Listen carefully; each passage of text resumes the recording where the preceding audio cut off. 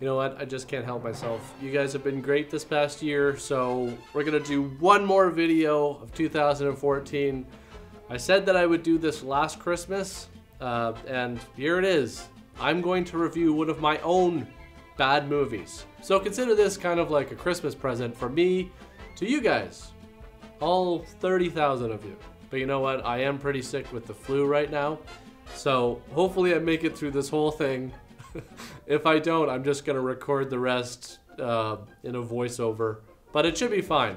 And the good thing about this video is I don't have to worry about copyright, since, you know, it's my own shit. So Serial Santa was a movie I made way back in high school. It was written by my friend Josh, and it was edited and directed by myself. At the time, our media class project was to make a short film that was 5 minutes long. I, of course, said, screw all that, we're making a 20-minute long movie. Serial Santa was shot in 2004 on mini DV tape in glorious 480p resolution because that's all we had back then. But then it had to be transferred onto VHS tape. And then when I decided to do this review, I had to digitally rip it from the VHS tape. So expect the quality of this to be super shitty. Now, even though this movie is obviously terrible, I have to say I learned a lot making it. This was my first experience with non-linear editing, and it was cut with Adobe Premiere 1.5, back when Premiere looked like this. Up until then, I edited all my movies on a VCR, so being able to finally edit a movie on a computer was probably the most fun I ever had at school. In fact, I remember skipping some of my other classes to go into the media lab and work on this movie. So the movie starts with this credit sequence, which is intercut with commercials, and the reason for that is because the underlying theme of the movie is consumerism, I guess. The movie starts on Christmas with Mark giving presents to his family, and his family hates them because they're not name brand items. Also in this scene, there's obviously a reshoot that took place because my hair just magically goes from this terrible blonde color with roots to more of an Eminem style. So my family kicks me out of the house because I gave them crappy presents, and then Josh opens his gift, which happens to be a bunch of socks. Mark, wait! Thanks for the socks, asshole.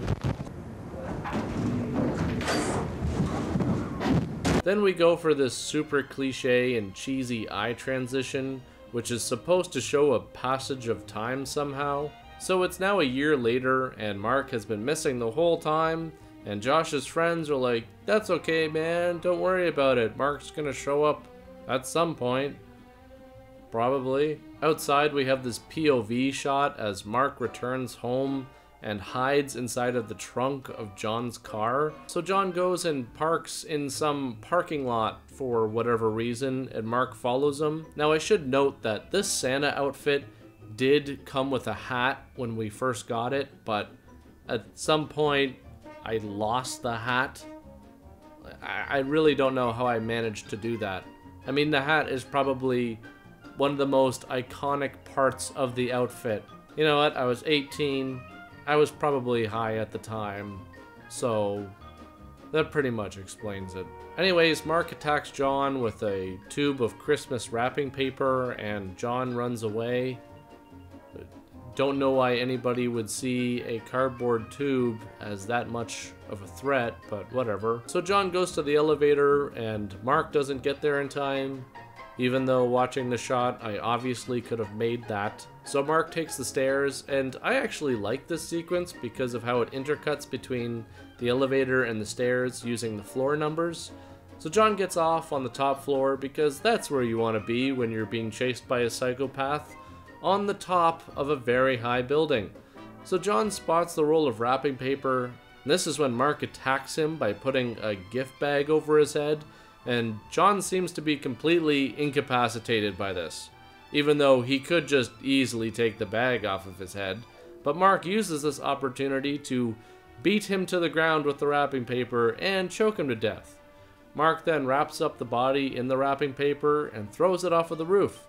Too bad it lands on this tree branch and gets stuck, because we all know a real human body wouldn't just break those tiny branches. Anyways, back at Rob's place, the doorbell rings, which is good because it saves him from eating that really crappy looking sandwich. Believe it or not, this is actually one of my favorite shots in the movie. When we were shooting this, I actually didn't think this was gonna work out at all, but I think it did. So Mark comes in holding a bunch of rope, shows Rob a bottle of whiskey, and tells him to drink it now and he won't feel a thing. Now, you're gonna draw whatever conclusion you want from this, but I guarantee you, we were not trying to imply some kind of bondage rape scene was about to happen if Rob didn't get away, which he does. So Rob goes and hides in the attic, which is interesting because the attic wasn't actually big enough to shoot the whole scene in. So we actually shot this scene in the basement of Josh's mom's house on a later date after we shot another scene, which brings me to why I'm not actually the one in the Santa suit here. See, later in the movie, John has to wear the Santa costume, which you're gonna see in a few minutes, but after we were done shooting that scene, which was outside, John didn't have any clothes to change into since all of his stuff was back at my house. So we simply shot this scene with John in the costume and just tried not to show his face. So Rob gets into his car to make his escape, and I should mention that my pants are pretty much falling down here because there was no belt that actually came with the pants as part of the costume, and for some reason I just didn't really notice that they were falling down. And this actually happens a few times throughout the movie. Anyways, Rob tries to run over Mark, and through the magic of editing, I tried to make it look like I was rolling over the car, even though obviously that didn't work at all. For some reason, Rob gets out of the car and chases after Mark, instead of just, you know, following him in the car. Again, here's another scene where it should be me here, but this was shot during the time where John was wearing the costume, so that's actually him. Rob follows Mark into the woods, but trips and falls, which gives Mark enough time to hide. Apparently, it also gives the snow enough time to melt completely. So Rob sees the Santa costume in the distance, and as he approaches, I guess, he's got a gun now, for some reason. I really don't know where that came from. And if so, why didn't he use it before? Anyways, it turns out it's actually John's dead body tied to a tree, which Mark was just using as a distraction so that he could smack Rob over the head with a shovel. Now for this shot, we used this effect on the camera called stutter, which I actually think worked pretty well for this shot because it's from Rob's point of view. While Mark's getting back into the Santa outfit, he starts seeing voices in his head from memories of his brother. So Mark now decides it's time to go kill Josh. Thanks for the socks, asshole. And back at the house, Josh is sitting in the basement, incredibly out of focus, looking at the socks Mark gave him a year ago, thinking about his brother, because, you know, that seems normal. Anyways, as soon as the doorbell rings, he just jumps up. Oh yeah, and by the way, there's a bunch of our props just sitting there on the couch. Now I tried to do kind of a Halloween Michael Myers type shot here with Mark just walking by in the background, but it ended up just looking really stupid, obviously. Now this shot is just unbelievably overexposed for some reason. I don't even know how that's possible with a camera where everything was on automatic, but whatever. So anyways, Josh tries to stab Mark, but he misses, and then Mark gives this huge speech about consumerism and how everybody is so greedy, so Mark's gonna teach them all a lesson by killing everybody. You know, yeah, that'll show them. The funniest part about this is that Josh is actually laughing throughout this whole thing, but we only had one take of it, so we just kind of had to go with it. So Mark goes to kill Josh, but Josh just kicks him in the nuts, and while Mark is on the ground writhing in pain, he takes his time to put on his boots. Somehow Josh's jacket just magically appears during the escape, and then we have this POV shot from Mark. The only problem is that you can actually see me holding onto the camera in the reflection of the window here. So Josh decides to just drive around for 8 hours until it gets dark, I guess, and then goes home and randomly parks up the street for no reason, and then gets out and starts walking to absolutely nowhere.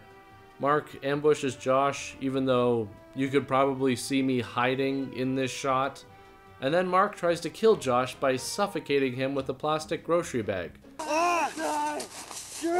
Off of me!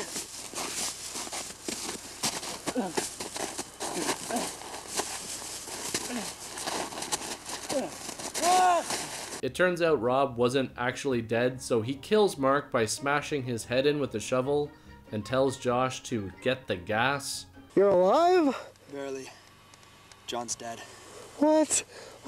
Ah! Get the gas.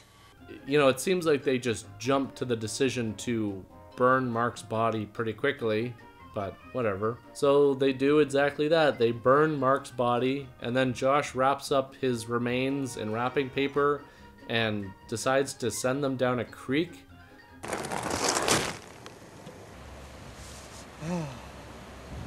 He would have wanted it this way. Yes, I'm sure this is exactly how he would have wanted it. I can only imagine what would happen after some random person finds a bunch of charred body parts wrapped up with a bow on top.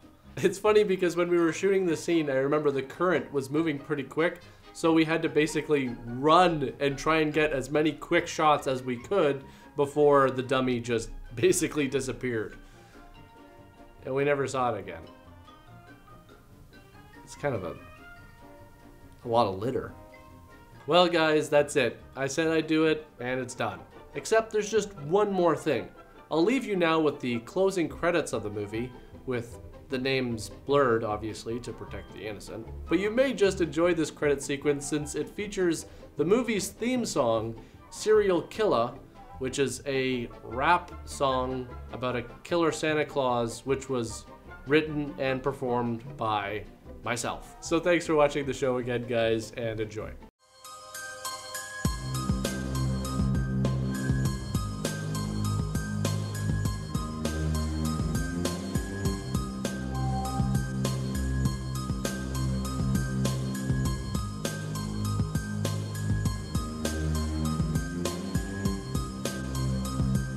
The days getting cold and the nights getting colder. Or rip your arms off right at the shoulders. I got a Mac 10 squeeze and then dash in my sleigh. So when I come down the chimney, better start to pray. It's Judgment Day on Christmas Day.